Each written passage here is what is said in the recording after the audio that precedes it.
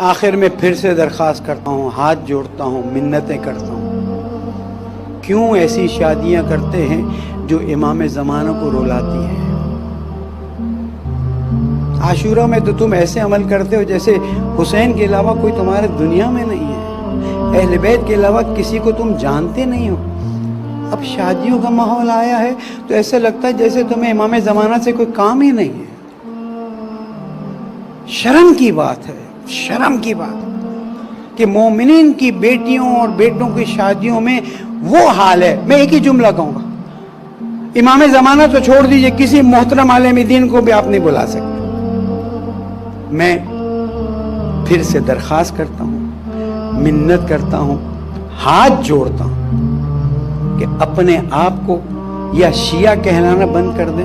یا پھر ایسی شادیاں اور ایسے پروگرامز کرنا بند کر دیں کہ جس میں اس حد تک بےہودگی ہوتی جا رہی ہے جس کو اب میں یہاں سے بیان کرنے کی ہمت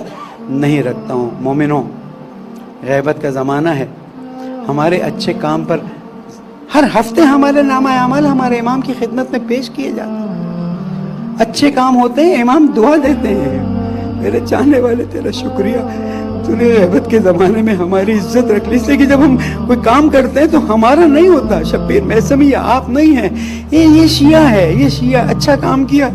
اور اگر ہم برا کام کرتے ہیں امام علیہ السلام آنسو سے روتے ہیں کہ میرے چاہنے والے، غیبت کے زمانے میں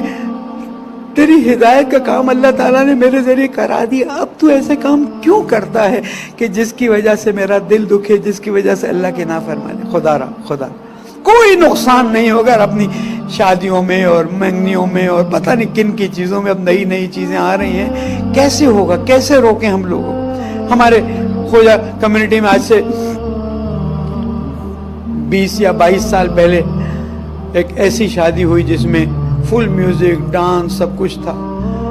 حقیر مجبور ہو گیا۔ میں نے میرے مولا امین السلام کی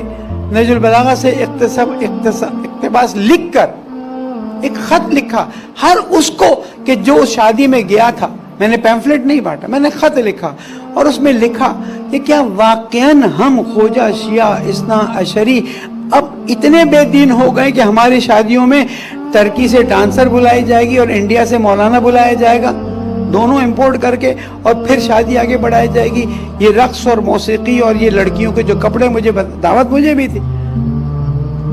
میں نے کہا یاد رکھیے گا اب اگر کوئی ایسی شادی کرے گا